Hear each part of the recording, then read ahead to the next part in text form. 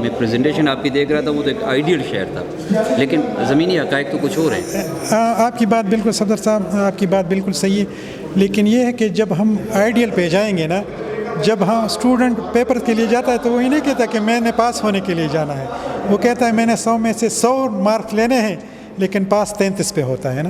تو ہم بھی یہ ایک آئیڈیل چیز لائے ہیں، ایک بہترین چیز لائے ہیں۔ اب دیکھتے ہیں کہ اس میں امپلیمنٹ کتنا ہوتا ہے۔ اس میں اگر ہم 50% بھی امپلیمنٹ کر دیں تو ہم کہیں گے کہ ہم نے توقع سے بھی زیادہ جو ہے نا کامیابی حاصل کر لی، لیکن کچھ نہ کچھ جو ہے نا امپلیمنٹ کرنا ہوگا۔ اور اس کے لیے ایک نئی اتھارٹی، گورنمنٹ نے ایک نئی اتھارٹی بنائی ہوئی ہے جس کا نام ہے land use and building control authority. تو یہ ساری جو ڈیولپمنٹ ہوگی، اس میں جو ہم نے پروپوزل دیے ہیں وہ land use and building control authority کے تھرو امپلیمنٹ ہوں گے۔ اور یہ جو بے ہنگم آبادیاں بن رہی ہیں، بے ہنگم سوسائٹیاں بن رہی ہیں، بے ہنگم پلازے بن رہے ہیں، بے ہنگم جو ہے نا وہ ٹرانسپورٹ ہو رہی ہے، ان کا کچھ نہ کچھ جو ہے نا حل اور سولوشن تدارک ہوگا۔ سر، آپ کا یہ جو مجوزہ پلان ہے اس کا ٹوٹل بجٹ کتنا ہے اور دورانیہ کیا رکھا ہے آپ؟ اس کا اس وقت ہمارے پاس بجٹ کا کوئی اس طرح کے فگر نہیں ہے، بلکہ اس میں ہم 2 چیزیں دے رہے ہیں۔ ایک جس کو ہم کنسیپچول ڈیزائن کہتے ہیں وہ ہم دیں گے، اور ایک ٹینٹیٹیو یا رف بجٹ دیں گے۔ مطلب یہ کہ آپ کو پہلے سے اندازہ ہو کہ یار اس کام کا مطلب کہ ان پروپوزل کے اگر ہمارے پاس 20 پروپوزل ہے تو یہ 20 پروپوزل پہ 100 ارب روپے لگیں گے۔ تو وہ 100 ارب روپے کہاں سے آئیں گے؟ اور نہ وہ آپ 100 ارب روپے کو آپ کو ایک دن کی ضرورت ہے، بلکہ وہ 100 ارب روپے ہم 5 سال پہ ڈیوائڈ کر دیں گے یا 20 سال پہ ڈیوائڈ کر دیں گے۔ تو اس کا مطلب یہ کہ ہر سال آپ کو 5 ارب روپے چاہیے۔ ہماری جو ہسٹری جو ہے بہت سے ایسے جو پروجیکٹس ہیں یا آئیڈیاز ہیں ان کا قبرستان بھی ہے یہ۔ ظاہر ہے ابھی یہ حکومت آ گئی، اس کی ترجیحات کچھ اور ہوتی ہیں۔ جب اصل میں اس کی ایک وجہ ہے، کیا اس کو کوئی آئینی تحفظ حاصل ہے؟ یہی تو میں کہہ رہا ہوں نا کہ ہم جو پروجیکٹ شروع ہوتے ہیں وہ کہاں سے آ جاتے ہیں؟ فرام نو ویئر، کسی کو اندازہ نہیں ہوتا، کسی MNA کی، کیونکہ انڈیجنس ہماری شاید وہ پیداوار نہیں ہوتی، وہ پیداوار نہیں ہوتے ہیں، اور ہمارے اپنے آئیڈیا نہیں ہوتے، نہیں اپنے آئیڈیا ہوتے ہیں، نہ لوگوں کو کنسلٹ کیا جاتا ہے کہ یار آپ کے یہ مسائل ہیں کہ نہیں ہے، آپ کے یہ پروجیکٹ ہیں۔ تو جب ایک گورنمنٹ چلی جاتی ہے، دوسرے گورنمنٹ جب آ جاتی ہے تو اونرشپ نہیں لیتی۔ یہاں پہ ہم کسی پولیٹیکل گورنمنٹ کے پروجیکٹ نہیں بنا رہے ہیں، بلکہ ایبٹ آباد کے لوگوں کے لیے پروجیکٹ بنا رہے ہیں، ایبٹ آباد کے ایشوز کو سالو کرنے کے لیے لوگ پروجیکٹ بنا رہے ہیں۔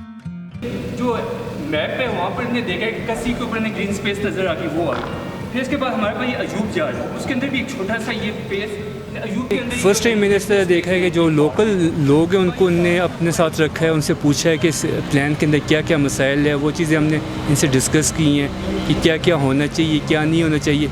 ہمارے پاس جو سب سے بڑا ایریا سٹی کے اندر آ جاتے ہیں وہ ہماری گرین اسپیسز آ جاتی ہے نا، پارکس ہمارے پاس نہیں ہیں، گراؤنڈز نہیں ہیں۔